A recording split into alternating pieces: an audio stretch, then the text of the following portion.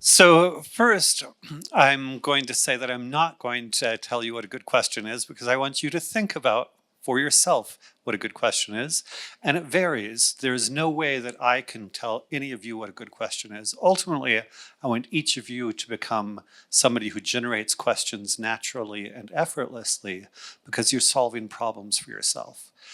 So what is a good question really depends on you, but hopefully I'll provide you with some frameworks that help you think for yourself more effectively and in more satisfying ways.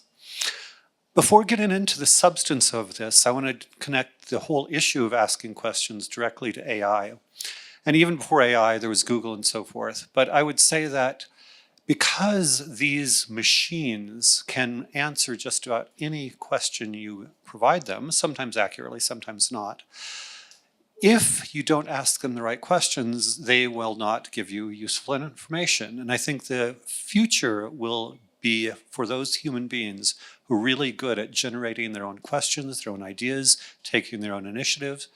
If you are passive, machines are going to take over. If you're a passive human being who simply does as you're told and listens to what other people tell you to do, then there's a good chance that the AI and the robots will eliminate your job. And that's sort of a provocative version. But conversely, if you're somebody who takes initiative, who has your own ideas, who thinks for yourself, who asks broad, relevant questions, then you can use AI and robotics to do amazing things. So I think the future is going to be divided between those people who leverage technology to do amazing things and those people who perhaps may be somewhat marginalized because other people are leveraging the technology to do amazing things and you're not keeping up. So with that little bit of a provocative version of watch out or you may be replaced, but I think it's real. I'm going to back up a little bit and ask, why do we ever ask questions? And I think usually it starts by wanting to solve a problem. So for instance, there are very simple ways to determine kind of the level of consciousness, either of say infants or animals, where they'll say put a mirror and see if the animal or the baby notices the mirror. Because if something notices, like ants do not notice mirrors. Ants are just walking around being dumb ants. And ants together do amazing things in anthills, but ants don't have any kind of awareness of what's going on. But you'll see, say, with bears or with dogs or with infants at a certain stage, there's a sort of a double take with mirror. What's going on in there? And I would say, even though bears and dogs and infants are not asking questions, that double take of, wait, what's going on? They're questioning reality in the sense of something's not making sense. That thing's moving when I'm moving. Why does that thing move when I move? And sometimes you'll see, again, bears, dogs, or infants kind of checking out the situation with a mirror. So in terms of thinking of the origins of asking questions, think of some situation where either you or somebody else can't quite figure out what's going on. And so because you can't quite figure out what's going on, you have to pause and, as it were, question your reality. So watch certain kinds of animals to see how they relate to mirrors, and watch how you relate to things that make you question your reality. And questioning reality sounds big and metaphysical, but you can see how even something as simple as a mirror can make people wonder, what's going on? How do I make sense of this? I'll give you another super simple example. So simple, most of you, probably all of you, have forgotten that it once made you question things. But as we all know, if you put a straw in a transparent glass with water in it, it will look like the straw is bent. And we're all grown-ups, we've seen a million straws. Hello, straws look bent in the water. But at some point, sometimes you'll see children wonder, wait, why does the straw look like that? And it's really fun. If any of you have the opportunity to hang out with young children, start to notice when they kind of check things out and do double takes, because that is the origin of questioning. Why is this thing not quite making sense? What's going on with the straw? And I like to ask children questions. This is the origin of conscious questions, is for you to ask them questions or for other people to ask you questions. So with a child and the straw, I might ask, say, a 4-year-old, hey, look, the straw doesn't look straight. Do you think the straw bends suddenly in the water? Or what's going on here? And most 4-year-olds will figure, okay, straw's probably not bending, but occasionally I've seen kids, feel the straw, put their fingers in the water. No, the straw's not bent. What's going on? Why does it look bent? And then I'll ask them, why do you think it looks bent if it's not bent? And that gets them to stop and think, what is going on there? So something as simple as a straw bending in water, as with a mirror, can get human beings, or in some cases animals, more intelligent animals, to pause and think. So anytime there are pieces of your reality, and I'm jumping between super banal examples like mirrors and straws bending to a reality, which is really big and mysterious. But one of the reasons I'm doing that is to get you to become more aware of all kinds of ways in which you might ask questions. Maybe in the back of your head, there's something that doesn't quite make sense here, and maybe you could ask a question. Maybe some of you are. Maybe some of you do ask questions. But I want you to start to notice things where, that doesn't quite make sense. I'll give you another example. Suppose your professor says something you don't agree with. You could say, oh, the professor is God and therefore correct, and therefore I will do whatever the professor tells me to do, and I'm playing with you on that. Or you could say, I don't think that's true. Or maybe the professor knows something I don't, and I should ask a question. It doesn't need to be a professor, it could be a friend. Become aware of situations in which somebody says something doesn't quite match reality somehow. Because the beginning of questions is to begin to become acutely aware. Things don't match reality all over the place. I'll shift to a few moral examples. Right now we've been doing these very simple banal examples. Suppose you have a friend who says that males and females are equal, but he or she will only watch male sports and never watch female sports. You could ask, wait, if you think they're equal, why don't you watch equal amounts? And there might be a good reason. I'm not saying there's anything wrong with that. I'm just saying, wait, the thing said is not the same as the reality. Or to give a different example, maybe you have a friend who thinks it's not good to drink and drive, but they had a drink and drove. You might say in the back of your mind, hey, wait, they say it's not good to drink and drive, but hey, they drank and drive. So one way to think about the origin of questions are these little pieces of reality that don't quite match. And one way to kind of think about becoming more aware of all these pieces of reality that don't quite match is to begin to become aware of the extent to which all of us, all human beings, are creatures of conformity and respect or sometimes submission to authority. And so I am fascinated with independent thought. Some of you may know of Socrates in ancient Greece. He was put to death for not believing in the gods of the state and for encouraging young people to ask questions. And because the standard around the world is you do what your elders tell you to do, and you do what your other people in your tribe do, or say or believe they do, that sort of conformity and submission to authority is the reason why we don't typically ask questions. Oh, everybody gets used to mirrors, everybody gets used to the straw in the glass, everybody gets used to hypocrisy all over the place, whether it's males and females or drinking and driving or 1,000 other things.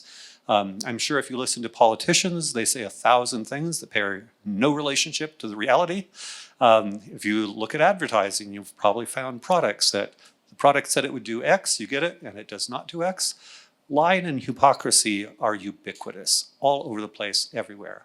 And you can just kind of conform and say, I'll do the thing, whatever it is, or you can start to let those questions in the back of your head. Think of how many times a day you hear somebody who says something not quite true, or maybe that's not remotely true. Become aware of all the times in the day where things are not quite matching reality. And I just say in the back of your head, if you're not yet ready, maybe for a variety of reasons, maybe you don't want to question your professor because you're afraid of your grade, or maybe you don't want to question grandma because you love grandma, and why say something annoying to grandma? Whatever it is, I would say before you get to the point of actually asking questions, become aware of this back of your head, things are not making sense.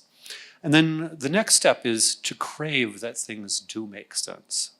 I think insofar as we're habitual creatures who typically just conform and listen to authority, we don't even notice that 1,000 things, you might think I'm exaggerating, but my bet is if that I woke up in the morning and I wanted to count 1,000 things that didn't make sense, just listen to TV. I bet I could find 1,000 lies on TV between advertising and political statements.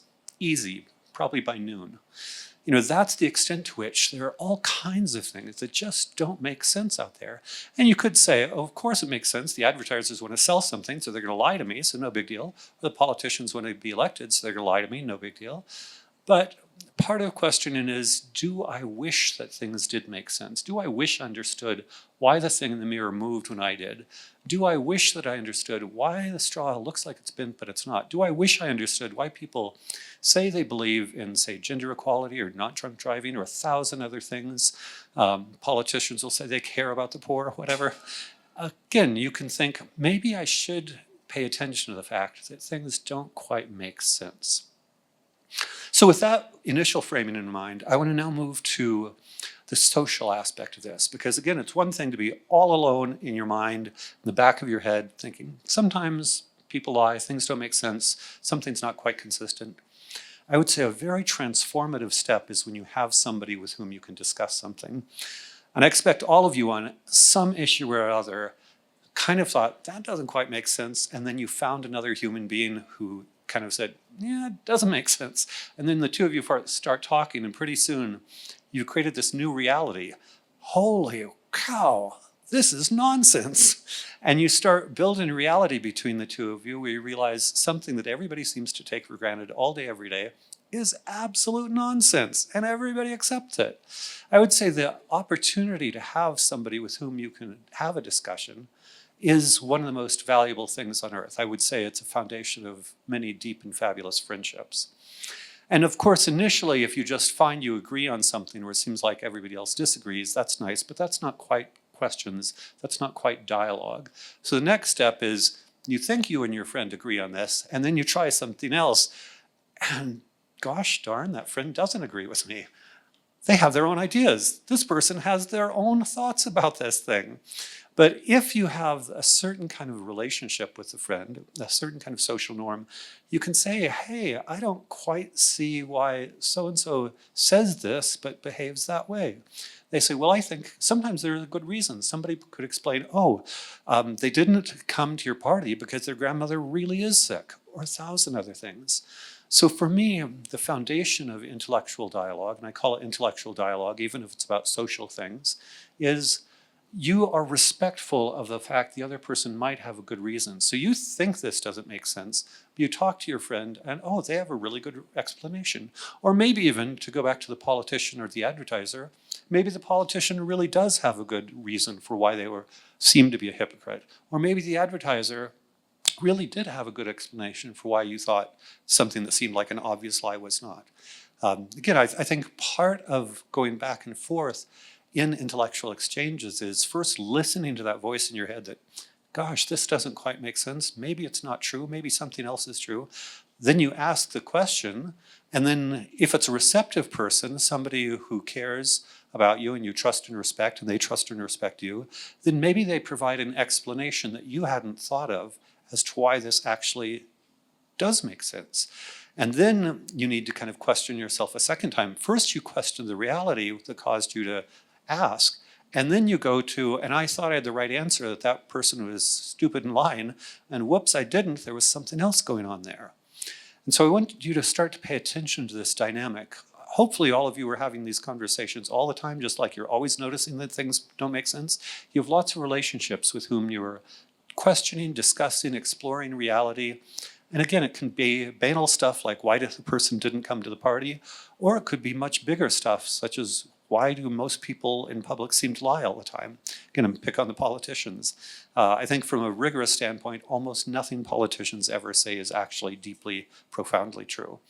And maybe that's okay, maybe it's not. That's for you to discuss with your friends, to explore it. I want to use a different piece now about the role of questions themselves. First, we talked about things not making sense, then about how exploring that which does not make sense expands when you have a social interaction with somebody with whom you can discuss these things. Somebody you can share, gosh, why does this doesn't make sense? And the question is, When somebody asks a question, they cause your attention to go in a new direction. You know, one way to think of human beings is that we're just passive biochemical machines where, you know, DNA and what we had for breakfast that day and the thing that flashed across our screen all dictate everything we do. And hopefully, either none of you believe we're biochemical machines, or you hope it's false. Or if you're temporarily believing that, I'll hope that we can go beyond that. But it's not a fun life if you think everything's determined and you're just a biochemical machine. I think it's much more interesting life if you believe you have free will. And then what can we have free will over? Well, I'm not sure that I can choose not to sleep for 3 weeks. I think I probably will fall asleep. I can't choose not to eat for more than a certain time. You know, we do have certain fundamental biological needs, and I think that even includes the needs for status and respect. You know, we have emotional needs, and it's okay to acknowledge it. But one thing that I think we can have some control over is where we focus our attention. You know, if you think about what you can control, again, going without sleep or food for a long time, wow, that's hard to control. But can you maybe take your mind off the screen for a moment? Or can you maybe take your mind to a place where you ask a question you'd only thought of? Or maybe can you listen to a friend and allow their question to shift your attention? Because as simple and banal as it sounds, where your attention goes really creates your reality. Going to go from the super banal to the really big and fancy. But one of my favorite examples of what is consciousness by the psychologist Julian Jaynes, he wrote a wonderful book called The Origin of Consciousness and the Breakdown of the Bicameral Mind in the 1970s, long mouthy title. But he describes consciousness as like a flashlight in the attic. And so you can picture your mind as this dark attic, and you can shine a flashlight around your consciousness by means of asking questions, or your friend can. You can just pause and think, what did I have for breakfast this morning? Before somebody asks that, you're probably not thinking about what you had for breakfast, unless it was really incredibly good or bad. But if somebody asks you, what did you have for breakfast this morning? Your mind flashes, the flashlight shows that that's what I had for breakfast. Or if somebody asks you, you know, why is so-and-so sad? You may not even have noticed that so-and-so is sad, but the question focuses your attention, so suddenly you're thinking, oh, maybe that person is sad. Is that person sad? I don't know. So think of questions, either questioning yourself or questions with other people, as ways to direct the flashlight in your mind so that a new part of your consciousness is illuminated. And again, going from passive to active, picking on the social media addiction. I'm very concerned, by the way, with addictions of all sort, including technology addictions, social media addictions, gaming addictions, those sorts of things, is that if you let your attention completely be driven by the algorithm, by the machine, by the technology, you are closer to becoming just a biochemical robot. You know, there are billions and billions of dollars in tech platforms designed to grasp your attention. Everybody makes money in technology these days by means of eyeballs. The longer they can keep your eyeball on the screen, the more money they're making. So your little tiny brain and your little tiny head all in its lonesome is fighting against billions, probably trillions of dollars of efforts to try to suck your attention into the machine. So what are you going to do? And maybe many of you have healthy habits around digital hygiene and you stay away from the technology for part of the day. I hope so. Or you're really disciplined. That would be great. But I think the one thing that you can work on is either alone or with friends, asking questions. Is this the best use of my time? Or do you want to go outside and go for a walk? Or let's spend Saturday having a conversation or singing together or baking a cake or doing something. Again, people asking you questions help pull you out of the addictive technology that threatens to overwhelm us all. So I encourage you to have relationships where it's normal, socially respected, wonderful to ask questions, whether it's something social or something bigger and more intellectual. I'm going to shift now into the more intellectual side. So Alfred North Whitehead, a philosopher and mathematician, said that all of Western philosophy may be thought of as a series of footnotes to Plato. And I think of that as all of Western civilization may be thought of as a series of footnotes to Socratic inquiry. Whereas if people started asking questions of each other, that shifted their attention, and that shift in attention led other people to answer those questions, or a group of people as a society to answer those questions, and fundamentally new things were discovered. I'll give you two examples. Galileo is famous for, on the one hand, noticing certain facts of motion. He played around with balls on ramps, something as simple as rolling a ball down a ramp and the rate at which the ball went down the ramp. And he looked at the motion of the sun and the moon, and he speculated that the laws of motion on Earth and the laws of motion in space might be the same. And that little thing, this notion there might be one nature, led in a sense to the foundation of modern science. And we all have addictive cell phones now because Galileo launched us on the modern science trajectory. But it was really, I wonder if things out there in space follow the same laws of motion of things here. Simple thing in one sense, but absolutely changed human history in another. To give you a different example, in Christianity, it was clear from the very earliest Gospels that Christians believed that every human had a soul. And yet slavery lasted, there's still slavery today, but slavery really lasted, until the Quakers and others, 17th, 18th century, started these initially tiny campaigns to eliminate slavery. And they were noticing, hey, if every human being has a soul, then why does person A get to enslave person B? And again, one way to think about this is noticing the discrepancy, just like, hey, the straw is crooked. Hey, I thought we're all equal, and yet, Joe is enslaving Nancy over there, kind of weird. And I'm trivializing it in a sense. It was incredibly courageous for the first people who spoke out against slavery to speak out against slavery.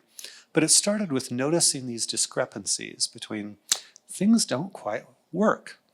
So I'm trying to provide maybe far-fetched, or you think they're rare examples of ways in which this process of noticing discrepancies, having friends you can talk about it with, asking questions that illuminate consciousness, and then continuing to ask the questions over time, over space, across broader and broader segments of society, until the series of questions that Galileo asked led to modern science.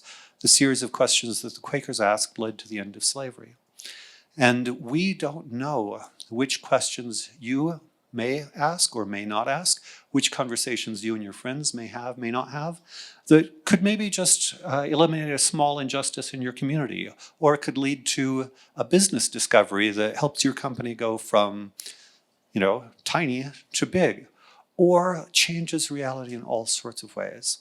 So my big sort of ask of you is that you all become active agents, actively in control of your own consciousness, actively engaged in questioning and dialogue with your peers and friends and anybody who will engage with you in dialogue. So you shift away from a world ruled by, on the one hand, custom and authority, and on the other hand, by addictive technology, to a world in which each of you becomes an agent of, in some sense, a better world by means of thinking, questioning, and engaging in dialogue with other people who have questions. So all of this doesn't get us to what is a good question. It just gets, I think, to the importance of a question, the importance that I think all of you have an opportunity to think of questions. Again, I'll call it 1,000 times a day. My first book is called The Habit of Thought, because my big goal is to make this kind of questioning habitual. I think some people maybe go much of their life without asking much of a question at all. And if you want to choose that life, you're free to choose that life. But I think the more you develop the habit of having questions, first of yourself, maybe just in your diary, maybe the questions are super private.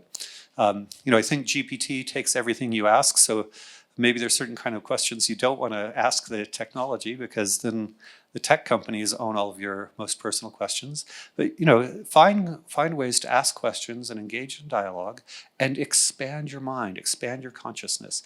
Get that flashlight going all around the attic of your consciousness. And gradually it'll discover, oh, this side of my brain believes that, but that side of my brain believes that. Or this side of my brain likes this, but that side of my brain doesn't like that. And My sense is that you will become stronger in your personal identity, stronger in your personal beliefs, and more capable and confident about the decisions you make.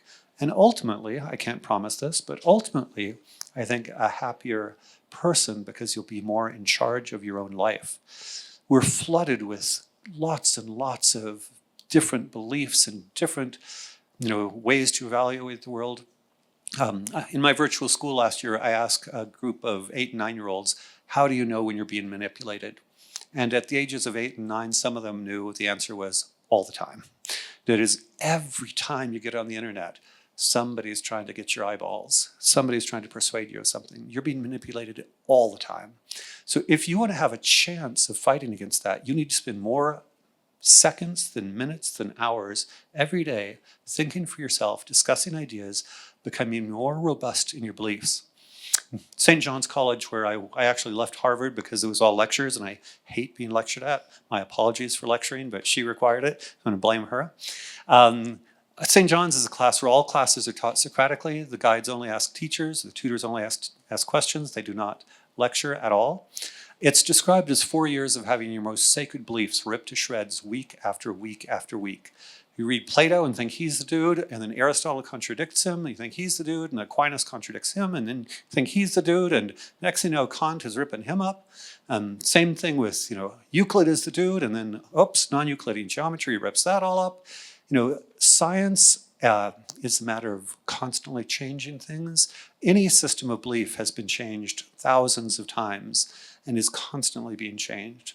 And so again, if you're not going to be just a candle in the wind that's buffeted by the person you spoke with last or the ad you last saw on Facebook or whatever, I want you to become strong and capable internally. So then, all that in mind, backing up to what is a good question, I would say, first and foremost, what is a good question is the question that you need to be asking most. And that may seem like a real cop-out of an answer to this because, wait, I want the answer to what is a good question. I'm like, no. What is a good question is, what do you need?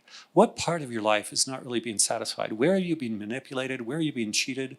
Where are you being misled? Where are you being ignorant? Where are you being bored? Who is influencing you in ways you don't want to be influenced? How are you not living your best possible life? Why are you not living your best possible life? I want you to constantly be thinking of how to have a better life, how to be a better human being. The true, the good, and the beautiful are not abstract. Is this true? You should be asking all day, every day. Is this good all day, every day? Is this noble or beautiful all day, every day? And if you're engaged in a community of dialogue, then you will get new and better and different answers constantly. All of this gets to the point of what is a good question? If you have the habit of questioning everything around you, then when, say in a business meeting, somebody says, let's have this be the marketing campaign, and you know that's ridiculous. And so you ask, excuse me, our customers don't relate to this idea. Why do you think this would be a good marketing campaign? And that's a simple question, but in that context, it's a great question. Or, why don't we hang out with so-and-so? Well, you know that this so-and-so makes you all miserable. Why are you going to go hang out with so-and-so who's a bad influence and makes you miserable?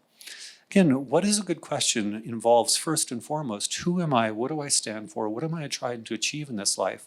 And then what influences might be preventing me from doing that? Some of this might be knowledge. It could be that you've noticed a discrepancy in belief. Oh, politician A said this, politician B said that. What should I believe? Well, there's a discrepancy. You should go out and research it. I always like to see situations where people disagree. Let's see, does the AI agree, disagree? Why not? Why not? You can ask the AI for controversies. What are the controversies around this issue? What are the biggest differences of opinion around this issue? You should be aware that even if you're using AI, you should be using AI to inform you as a high agency, independent thinker, rather than passively accepting what it is. And AI, of course, I don't think AI is the end of the world. I think human beings are going to be valuable forever. But in order for the human beings to be valuable, we need to be deeply connected to who we are, what we stand for, and knowledgeable about these discrepancies so that we won't simply be ruled by machines who certainly do not and will never have our best interests in mind. So I'm on a campaign for humanity to push back individually in the inner recesses of your consciousness every millisecond of every day. And I'm also in a campaign for us collectively as human beings to think together about how to make a better world, discuss honestly and respectfully together how to make a better world, and ultimately have AI be our servant rather than our master. Do a quick ping for the Cosmos Institute. A friend of mine, this man named Brendan McCord, he is financing something called the Cosmos Institute, and it celebrates liberty and virtue. And in a world of AI, he sold a couple of AI companies for several $100 million. So he's certainly informed in the tech side, and he's creating a coalition of philosophers and technologists to address the issue of freedom and virtue in a world of AI. So follow Cosmos Institute for, I think, ongoing interesting content. I'm very active on social media, mostly Facebook, Twitter, and LinkedIn. You can disagree with me constantly. I love that. I encourage you to follow all sorts of accounts all over the place that annoy you, you disagree with, freak you out. Again, limits of freaking out, but the point is not to become complacent. You will generate questions by having ideas. I deliberately follow some accounts of people whose ideas I know I disagree with, but they're thoughtful, intelligent perspectives I haven't thought of. So always push yourself in conversations, push yourself online. And ultimately, I want everybody to have a rich, flourishing life for you, your children, your grandchildren, and at the same time, again, help protect humanity from the machines taking over.